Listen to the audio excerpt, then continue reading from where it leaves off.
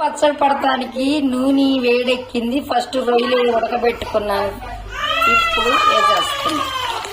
రొయ్యలు బాగా ఎగుతున్నాయి, పోషక పట్టాలు బాగా వేగిన తర్వాత మసాలా సిద్ధం చేస్తున్నాం. అల్లం పేస్ట్, రొయ్యల పచ్చడికి అల్లం పేస్ట్ బాగా అది నూనె తాగినాక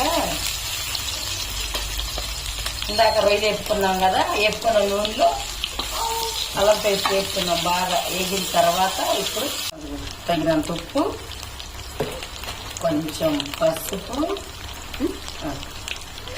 కొద్దిగా కారం వేయలేదు, వేస్తున్నాం. మాకే కంగారు అంటే అందరికన్నా అది కారము. ఇదంతా బాగా నూనెలో అల్లం పేస్ట్తో పాటు వేపేసేసుకొని రొయ్యలు ఇట్లా ఎర్రగా వేపుకొని అందులో వేసి కొంచెం చల్లారాక నిమ్మరసం పోస్తామండి. ఫస్ట్ సారి రొయ్యల పచ్చడి ఫస్ట్ సారే పడుతున్నాం, ఇవన్నీ ఫస్టే. చాలా టేస్ట్ గా ఉంది. అబ్బా కొత్తగా మేము ఎందులో చూడలేదని మా సొంతం చేసుకుంటున్నాం అండి. చల్లారిందండి రొయ్యల పచ్చడిలో అది నిమ్మరసం పోసుకుంటున్నాము. నిమ్మరసం పోసి టేస్ట్ ఎలా ఉందో చూడాలి. కొంచెం చేతికి నిమ్మ వేస్తాడు మాకు. మీరు చూడండి టేస్ట్ ఎలా ఉందో చెప్పండి. సూపర్ ఉంది. రొయ్యల పచ్చడి సూపర్ కుదిరింది. అబ్బో కొత్తగా రొయ్యల పచ్చడి చేస్తాం, మాకు ఆశ్చర్యంగా ఉందండి. రొయ్యల పచ్చడి కూడా సూపర్.